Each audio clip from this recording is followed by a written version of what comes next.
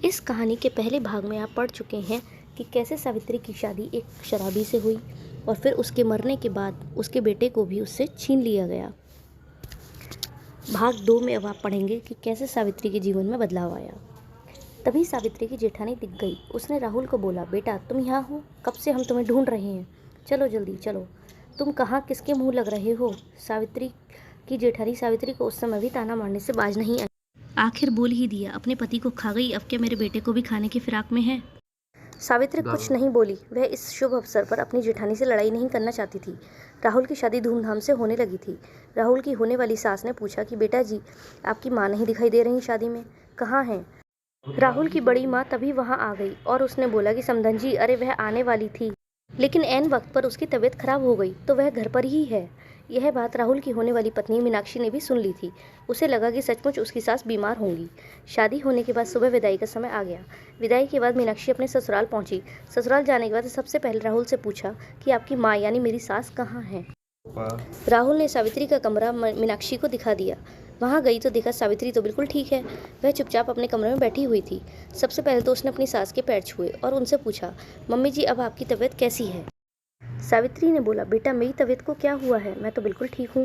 मीनाक्षी ने बोला, मुझे तो कल बताया गया कि आपकी तबीयत खराब है, इस वजह से आप शादी में नहीं आई। उसी वक्त राहुल की बड़ी माँ आई और मीनाक्षी को अपने साथ लेकर चली गई। कुछ दिनों के बाद मीनाक्षी नोट करने लगी थी कि घर वालों का व्यवहार उसकी सास यानी सावित्री के प्रति सही नहीं था। सब लोग उसके साथ एक नौकरानी की तरह पेश आते थे। मीनाक्षी नोट कर रही थी, इन लोगों का खाना सावित्री ही इस उम्र में भी अकेले बनाती थी।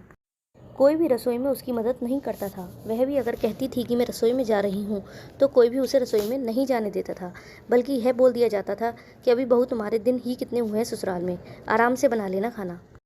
दिन भर अपनी सास सावित्री को इस तरह से काम करते हुए देखना मीनाक्षी को बिल्कुल भी पसंद नहीं आ रहा था। धीरे धीरे उसे यह सब पता चलने लगा कि उसकी बड़ी सास सावित्री से सही तरह से व्यवहार नहीं करती हैं। वह चुपके से जाकर अपनी सास के काम में हाथ बटाने लगी थी।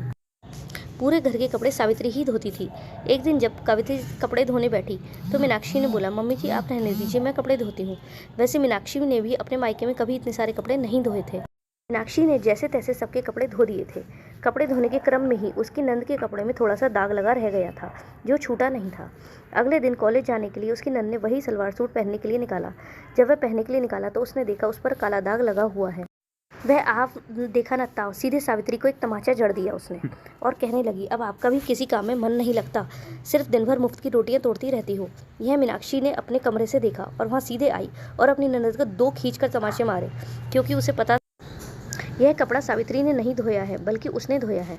और मीनाक्षी ने बोला कि पहले तो तुम अपनी जुबान पर लगाम लगाओ, यह तुम्हारी सावित्री नहीं बल्कि चाची है और तुम्हें इन्हें कपड़े धोने के लिए देने ही नहीं चाहिए थे, यह तुम्हारी नौकरानी नहीं है। तुम क्या सोचकर इन्हें कपड़े धोने के लिए देती हो। और सुन लो, आज के बाद मम्मी जी किसी के कपड़े नहीं धोएंगी, जिसको धोने हैं वह खुद धोए। मीनाक्षी का यह अवतार देखकर सब हक्के बक्के रह गए थे। उन्हें लगा था राहुल की तरह उसकी बीवी मीनाक्षी को भी वो अपनी तरफ मिला लेंगे, लेकिन हुआ इसके बिल्कुल ही उल्टा। मीनाक्षी उनके बहकावे में नहीं आई, अपनी सास सावित्री की तरफ हो गई थी। पूरे घर वालों की दावा उल्टे पड़ने शुरू हो गए थे। राहुल की बड़ी माँ भी आकर मीनाक्षी को डांटने लगी कि बहू, अभी तुम्हें आए हुए जुम्मे 8 दिन भी नहीं हुए, तुम्हें क्या पता इस घर के बारे में, तुम्हें कुछ पता भी है कि इस सावित्री ने अपने पति को ही बालकनी से उठाकर फेंक दिया था। मीनाक्षी ने विश्वास से बोला कि माँ जी, मैं यह कतई विश्वास नहीं कर सकती हूँ कि सावित्री माँ ने मेरे ससुर जी को उठाकर फेंक दिया होगा, और जो भी है मैं सच पता लगा कर रहूँगी और अपनी माँ का हक भी दिलाकर रहूँगी। मैं कई दिनों से नोटिस कर रही थी, लेकिन अब ऐसा नहीं होगा। मेरी सास कोई नौकरानी नहीं है जो सबके कपड़े धोएंगी, सबके लिए खाना बनाएंगी, घर में पोंछा बर्तन करेंगी। जिनको करना है वह करे। राहुल की बड़ी माँ ने मीनाक्षी को धमकाया, बहू तुम भी अपनी हद में रहो, नहीं तो शाम को राहुल आएगा तो तुम्हारे यहाँ जो हाल करेगा वो सोच लेना। फिर आने दो राहुल को, मैं भी उसे सब बताती हूँ। शाम को जब राहुल ऑफिस से घर आया तो घर आते ही उसकी चचेरी बहन ने रोना धोना शुरू कर दिया कि आपकी पत्नी ने मुझे मारा है। राहुल यह सुनते ही कुछ भी समझने की कोशिश नहीं किया, सीधे अपने कमरे में गया और मीनाक्षी पर हाथ छोड़ना शुरू कर दिया। मीनाक्षी ने राहुल का हाथ पकड़कर कहा, राहुल अपना हाथ रोक लो, वरना मेरा हाथ भी तुम्हारे ऊपर उठ जाएगा। मैं तुम्हारी माँ की तरह नहीं हूँ जो सब कुछ बर्दाश्त करती रहूँगी। और हाँ, तुमको भी आज बता देती हूँ कि आज तक तुमने जो किया वह किया। अगर आज के बाद मेरी सास यानी तुम्हारी माँ पर कोई जुल्म करेगा तो मैं बर्दाश्त नहीं करूँगी। तुमने आखिर अपनी माँ को आज तक दिया ही क्या है। 9 महीने जिस माँ ने तुम्हें अपने घर में पाला पोसा बड़ा किया, उसको तुमने सिर्फ ताने ही दिए। क्या तुम्हारा हक नहीं बनता कि प्यार से एक बार भी बात कर लूं।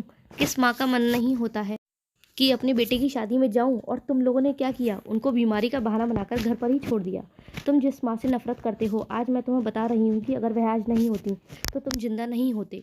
जिस माँ को तुम अपने पिता की हत्यारन बताते हो, वही उसी माँ की वजह से तुम आज जिंदा हो।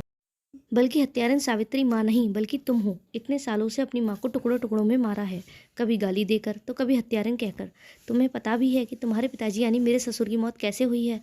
क्या तुमने कभी जानने की कोशिश की? जो तुम्हें बताया गया, तुमने उनको ही सच मान लिया और आज तक उसी भ्रम में जीते रहे कि तुम्हारी माँ ने ही तुम्हारे पिताजी का खून किया है। हाँ, मुझे पता है, माँ ने ही पिताजी को बालकनी से नीचे फेंक दिया था। राहुल, यहीं पर तो तुम गलत हो। बल्कि माँ ने तुम्हारे पिताजी को फेंका नहीं था, बल्कि वह गिर गए थे। और वह गिरे भी कैसे थे? बात यह थी कि तुम्हारे पिताजी शराब के नशे में चूर थे। माँ का मंगलसूत्र छीन रहे थे। माँ देना नहीं चाह रही थी। उन्होंने बोला कि अगर तुम मंगलसूत्र नहीं दोगी तो तुमको नीचे फेंक देंगे, और तुमको ले जाकर बालकनी में फेंकने लगे। सावित्री माँ जैसे ही तुमको बचाने के लिए गई, तुम तो बच गए, लेकिन तुम्हारे पिताजी नशे की हालत में वहां से गिर गए। यह है सच्चाई। मीनाक्षी सबसे पूछ रही थी, बताओ आप लोग राहुल को, यही सच है ना या नहीं? आप बताओ, किसी में है हिम्मत झूठ बोलने की? तभी राहुल की दादी वहां पर आई और बोली, हाँ बेटा, यही सच है, लेकिन तुम्हारी बड़ी माँ ने हम सबको इस बारे में बताने से मना कर दिया था, इसलिए हम सब चुप थे। राहुल अब अपनी बड़ी माँ के पास चला गया और रोकर कहने लगा, बड़ी माँ, मैंने आपका क्या बिगाड़ा था जो आपने मुझे इतने सालों मेरी माँ से दूर कर दिया? मैंने तो आपको भी माँ ही माना था, लेकिन आपने मुझे कभी बेटा माना ही नहीं। उसकी बड़ी माँ बोलने लगी, राहुल, मुझे कोई बेटा नहीं था, इस वजह से मैं तुम्हें खोना नहीं चाहती थी। राहुल बोला, बड़ी माँ, क्या एक बेटे की दो माँ नहीं हो सकती हैं? बड़ी माँ, आपने जो भी किया वह गलत किया। इतने सालों तक आपने मुझे मेरी माँ से दूर रखा और हमारे बीच दूरियां पैदा की। राहुल अपनी माँ के पैरों में आकर गिर गया और बोलने लगा, माँ, मुझे माफ़ कर दो। इतने सालों तक मैंने तुम्हें जो कष्ट दिए उसके लिए। और उसने अपनी पत्नी को भी गले लगा लिया। बोला, मीनाक्षी, आज तुम नहीं होती तो पता नहीं और कितने साल तक मैं अपनी माँ पर जुल्म करता रहता। राहुल उसी समय बोला कि मीनाक्षी, अब हम इस घर में एक पल भी नहीं रहेंगे। जिस घर में इतने साल तक मेरी माँ का अनादर होता रहा, उस घर में हम एक पल भी अब नहीं रहेंगे। सावित्री बोली, नहीं बेटा, अब हम यह घर छोड़कर कभी नहीं जाएंगे, चाहे जो भी हो। आज तुम्हारी माँ नहीं, बड़ी माँ नहीं होती तो तुम आज इतने पढ़े लिखे नहीं होते और ना ही इतनी अच्छी नौकरी कर रहे होते, क्योंकि मेरी औकात नहीं थी तुम्हें इतना पढ़ा पाती। इसी वजह से मैं सारे दुख और परेशानियाँ झेलती रही। चलो कोई नहीं, इस बदले में तुम्हें कम से कम प्यार तो मिला है, बस यही सोचती रही। राहुल रोते हुए बोला, माँ, तुम कितनी भोली हो। घर के सभी सदस्य सावित्री से माफ़ी मांगने लगे। उसकी बड़ी माँ ने आकर भी सावित्री से कहा, हमें माफ़ कर दो, हमने तुम्हारे साथ बहुत गलत किया है। राहुल की चचेरी बहन ने भी सावित्री से आकर माफ़ी मांगी। चाची, आप हमें माफ़ कर दीजिए, आज के बाद हम कभी भी आपके साथ गलत व्यवहार नहीं करेंगे। और साथ ही साथ सबने मीनाक्षी से भी माफ़ी मांगी। उस दिन के बाद से सब लोग मिलकर रहने लगे। आखिर अपनी सूझबूझ से एक बहू ने अपनी सास को खोया हुआ सम्मान वापस दिला दिया था। मित्रों, अगर आपको यह कहानी पसंद आई हो और आप ऐसी ही और कहानियाँ भी सुनना चाहते हो तो इस वीडियो को लाइक, सब्सक्राइब और शेयर ज़रूर करें और बेल आइकन भी ज़रूर दबाएं। धन्यवाद।